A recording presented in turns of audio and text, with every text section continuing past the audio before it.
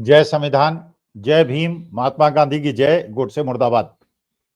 देखिए, मुझे लगता है कि आम आदमी पार्टी ने और अरविंद केजरीवाल ने अपने को बहुत ज्यादा बुद्धिमान दिखाने के चक्कर में अपने पैर में खुद ही कुल्हाड़ी मार ली। शुरुआत तो जैसे उनकी हुई थी 2013 में, अन्ना आंदोलन की आड़ लेकर, आरएसएस से मिलकर, भारतीय जनता पार्टी से मिलकर जिस प्रकार से उन्होंने कांग्रेस पार्टी को अपदस्थ किया था और जिस प्रकार से दिल्ली के अंदर अच्छे अच्छे नारे देके दिल्ली की जनता पे विश्वास को जीता था और जिस प्रकार से जनता के बीच में उनकी चिकित्सा और शिक्षा क्षेत्र में अच्छा काम भी किया और बाकी मुफ्त की योजनाओं से उन्होंने गरीब जनता का दिल जीता। कांग्रेस तो सत्ता से बाहर हो गई, कांग्रेस को तो उन्होंने अपने मकसद को पूरा कर लिया, कांग्रेस को उन्होंने बाहर कर दिया, लेकिन उन्होंने भारतीय जनता पार्टी को कम करके आंका।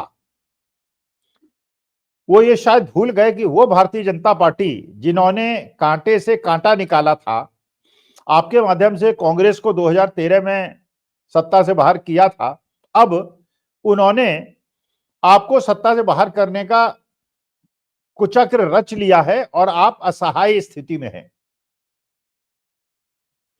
यह बात देश के क्षेत्रीय दलों को पता है कि अगर उन्हें अपनी जमीन को बचाना है तो उन्हें कांग्रेस का स्थान छीनना है।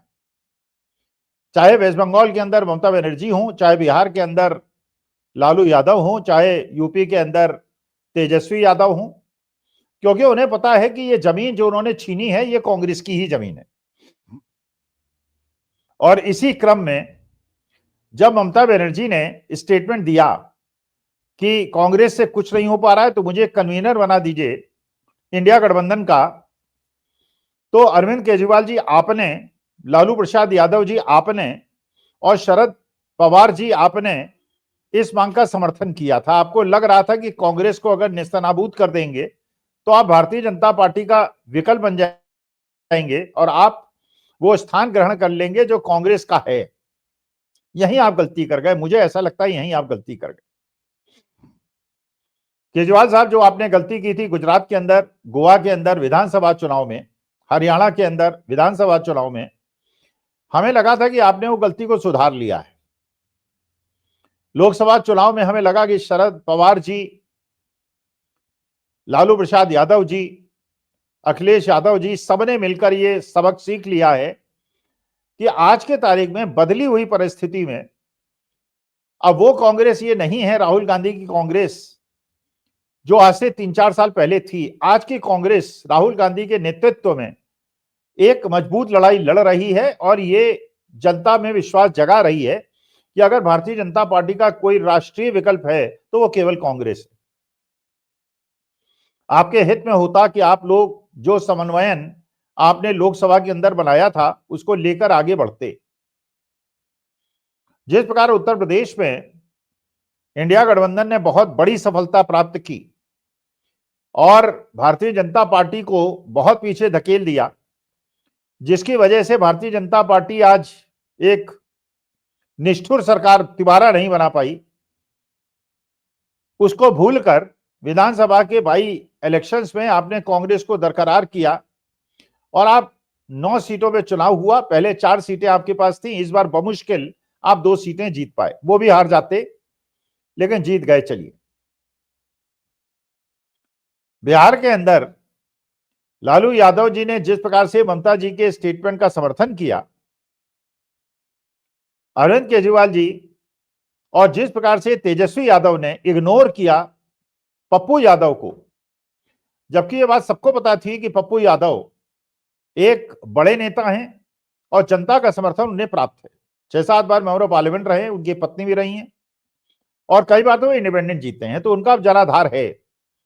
लेकिन केवल इस आधार पर कि बिहार के अंदर कोई वैकल्पिक शक्ति न खड़ी हो जाए, इस वजह से अगर आपने ममता बनर्जी को कन्वीनर बनाने का समर्थन किया तो अब पप्पू यादव अपने 20-25 कैंडिडेट, अपने कैंडिडेट कांग्रेस के टिकट पे विधानसभा चुनाव लड़ने के लिए तैयार हैं।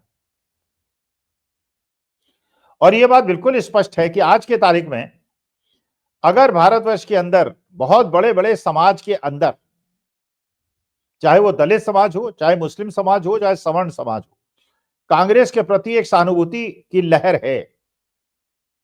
ये दूसरी बात है कि भारतीय जनता पार्टी के पास पैसा है, एडमिनिस्ट्रेशन है, चुनाव आयोग है, ईडी है और सीबीआई है, लेकिन ईडी के भी पर सुप्रीम कोर्ट बार बार कतर रहा है और ईडी के डायरेक्टर को भी यह निर्देश देना पड़ रहा है अपने अधिकारियों को कि अब बिना पुख्ता सबूत के आप कहीं रेड नहीं करेंगे। और सुप्रीम कोर्ट ने यहां तक निर्णय ले लिया है कि ईडी जो डिजिटल डॉक्यूमेंट्स है उनको सीज नहीं करेगी। इसका माने घबराहट तो है। अरविंद केजरीवाल जी, आपने बड़े अति आत्मविश्वास में जिस प्रकार से जनता को कुछ पैसे देने की बात की, आपने सोचा जैसे मध्य प्रदेश के अंदर लाडली बहन योजना का पैसा बांटने से बीजेपी शायद जीती, महाराष्ट्र के अंदर से महायुति शायद पैसा बांटने की वजह से जीती। आपने एक निर्णय प्रसारित कर दिया कि चुनाव में लोग अपना फॉर्म फिलअप करें और उनको पैसा मिलेगा सरकार द्वारा।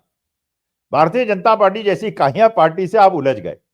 भारतीय जनता पार्टी की प्रेस कॉन्फ्रेंस में देख रहा था, उनके प्रदेश अध्यक्ष की मैं कॉन्फ्रेंस देख रहा था, जिसमें यह कहा गया कि एक इश्तिहार आया अखबारों में जिसमें सरकार के द्वारा यह स्पष्ट किया गया कि इस प्रकार का कोई सरकारी निर्णय नहीं, और अगर ये प्रसारित किया जा रहा है, फॉर्म भरवाए जा रहे हैं, तो ये व्यक्तियों का अपना निर्णय है और इसकी जिम्मेदारी सरकार की नहीं है। आपने अति उत्साह में अपने को एक्सपोज कर दिया।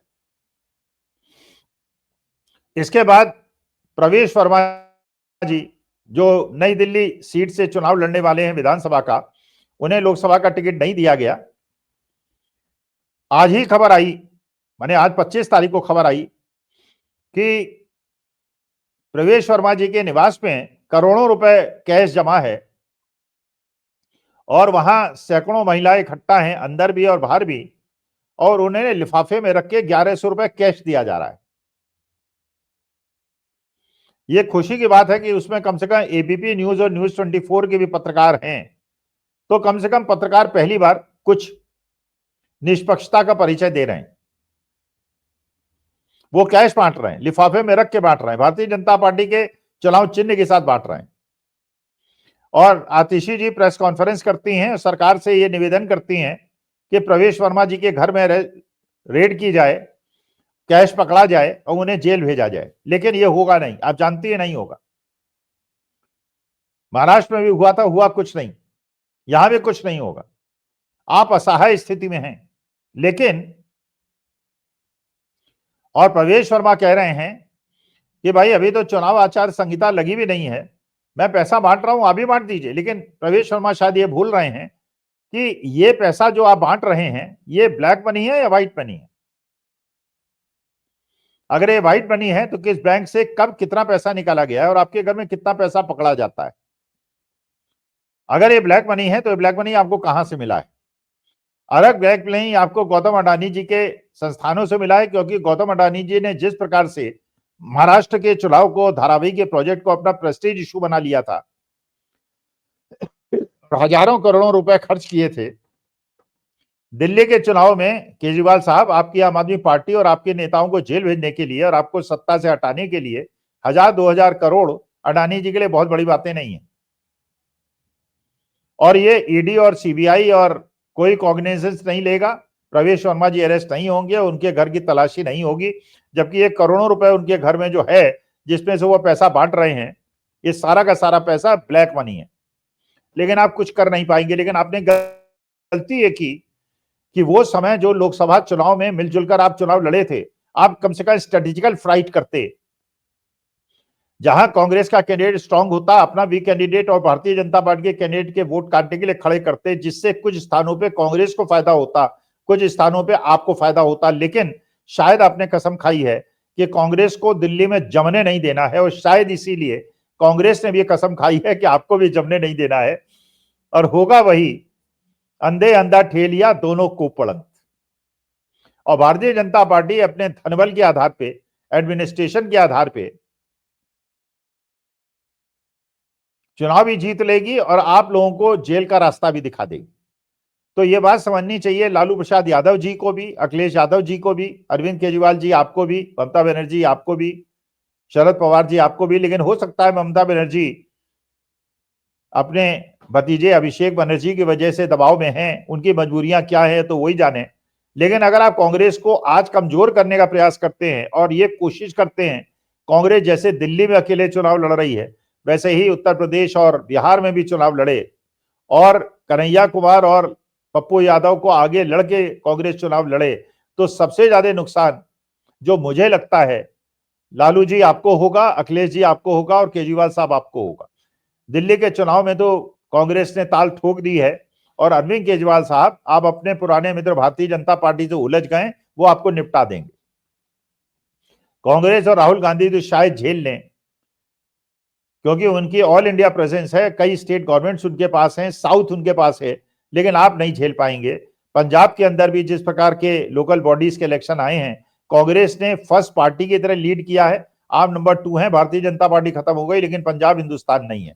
लेकिन बाकी जगह अगर पंजाब में भी आपके पैर उखड़ रहे हैं और पार्लियामेंट में भी कांग्रेस का अच्छा प्रदर्शन रहा है, तो अरविंद केजरीवाल साहब कांग्रेस से उलझने के बजाय भारतीय जनता पार्टी से उलझिए और कांग्रेस से समन्वय स्थापित कीजिए।